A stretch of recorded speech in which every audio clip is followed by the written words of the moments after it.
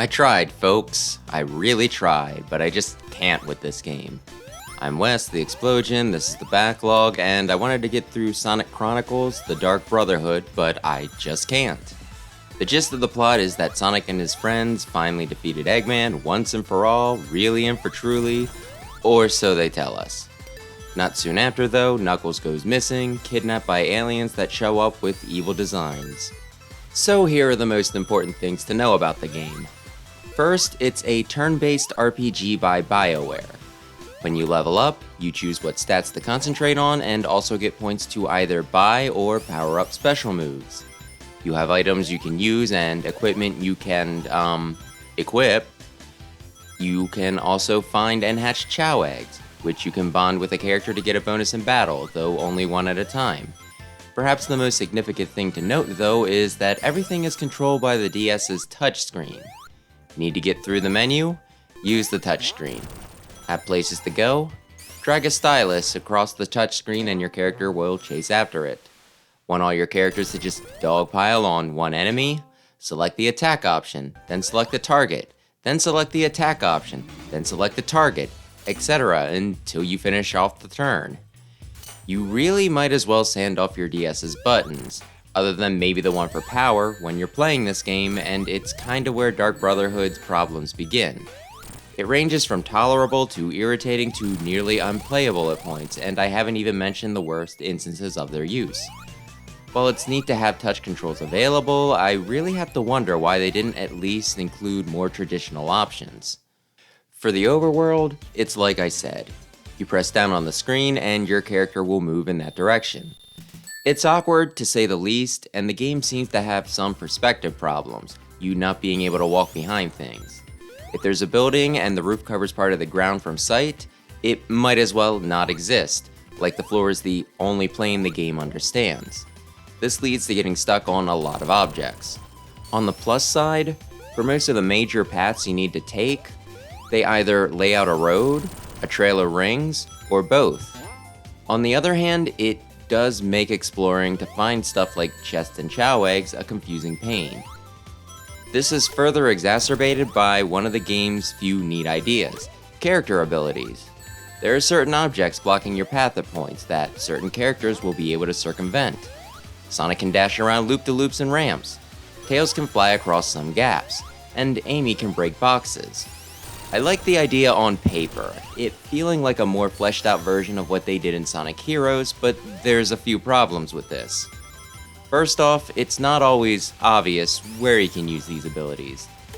Sure, stuff like breaking barriers and ramps for Sonic are pretty clear, but when it comes to places you can fly over or even just different elevations every character can jump between, those are less so. An icon will pop up for you to make your move, but a lot of times, you have to be pretty much on top of it for it to show up. Sometimes you can only get at these by coming at it from a specific but seemingly random angle, and sometimes it's not even clear where you'll end up once you activate it. The other thing is that this system does a lot to determine your party. You get up to 4 people in your group at once. If you plan carefully, you can get most if not all the abilities on a team at one time. And some areas don't require them all, which gives you a bit of wiggle room, but it can still be pretty bleak. Sonic is always at the head of the group, so anyone else that has dash becomes redundant. At points, you'll only have one character for a specific power, so they become pretty much required. And there's one character who has no abilities, so they become useless, at least when traveling. They were one of my favorite Sonic characters too, so imagine my disappointment. You can only swap party members in one spot, at least for the first several chapters, so if you come across an obstacle you thought you wouldn't have to deal with, you need to trek back and change composition. It is rough. And on top of all of that, most of the puzzles in this game suck, them mostly requiring you to run around while switching between characters. Not so much a challenge or a brain teaser as much as a total chore. The combat still manages to be a chaotic mess despite being turn-based. At the beginning of a round, you get a summary on the top screen of what order your guys will move in, though when the enemy attacks is up in the air. You then choose your moves.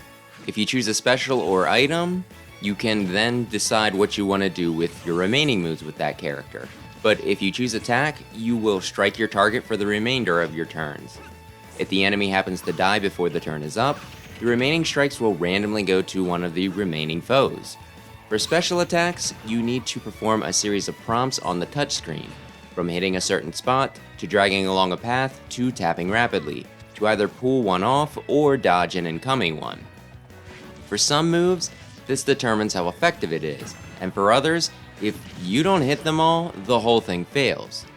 This can make a lot of them not worth using if either your touch controls are out of sync or you're just bad at it, like I am. When I got Cream the Rabbit, the first move I bought for her was a Revive, but I never once pulled it off because I always missed one of the 8 to 10 rapidly appearing touch prompts that would pop up. Both you and the enemy can attempt to flee, which basically turns the battle into a race. Your characters run forward, trying to hit boost pads while avoiding boxes, which will both do slight damage and slow you down.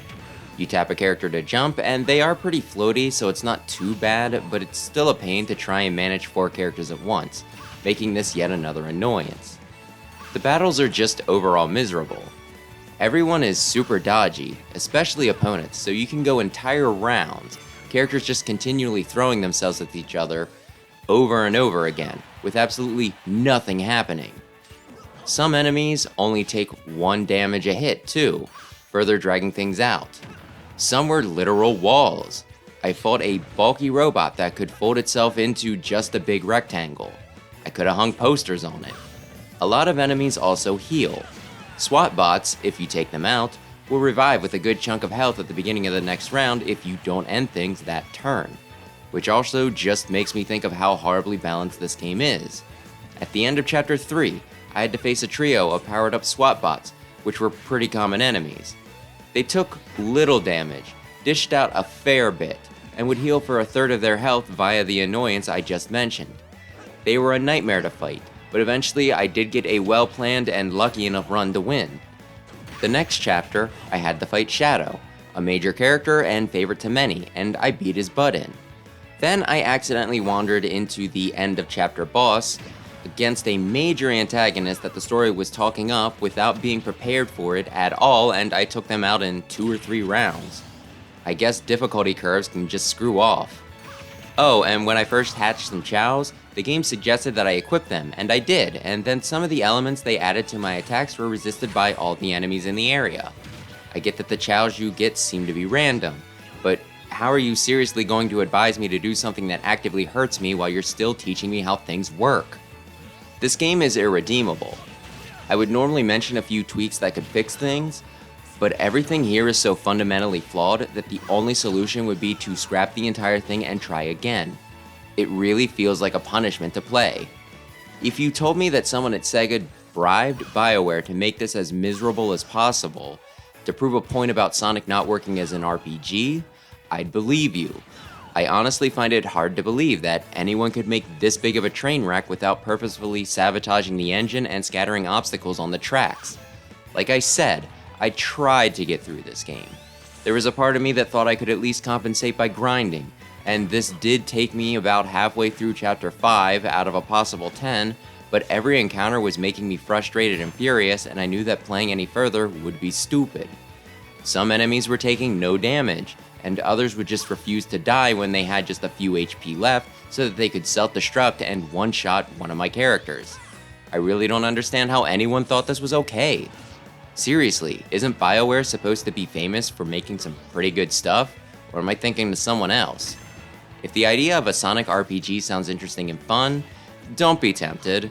The only people who should ever touch this game are collectors and Sonic diehards who want to play everything, and to them, I am so sorry. For everyone else, stay far away. And as for the few people who gave this game a perfect score on Metacritic, you really need to play some competently made RPGs. This is easily the worst I've ever played in the genre, even if it isn't the worst Sonic game. And every mediocre RPG I play from here on out, I will be able to appreciate. At least a little bit, thanks to this dumpster fire. So at least there's that. I'm also playing Wild at Heart on the Switch. When I first heard about this game, people were comparing it to Pikmin, which I thought was a little bit rude since that doesn't allow its own identity, but now that I played it, I have to say, It is pretty much just Pikmin, with a few other elements thrown in and some mechanics mixed up. It does have enough changes to give it its own identity, as well as a style and setting all on its own. Plus, it pulls off the elements of its inspiration well enough to justify its existence to avoid just being a cheap ripoff, and with not a lot of Pikmin coming our way, it's certainly a welcome release. I'm playing on the harder difficulty because the lower one seemed a bit too casual and one review said it made the game too boring, but it does give the option to drop it down, so I should be able to avoid another drop title. It's not a terribly long game, so look forward to that next week. And we're back down to 109. I just realized that with the 3DS and Wii U eShops going down next year, I might want to start playing some of those games more since waiting too long could lock me out of some patches. For goodness sake, the reason why I dropped Codename Steam so early was because of how awful it was at launch. So if I don't give that another try soon, it might remain unplayable to me. Of course, I prefer playing my Switch just because of how easy it is to record, as well as my general love affair with the console, so we'll see if I can actually make that happen.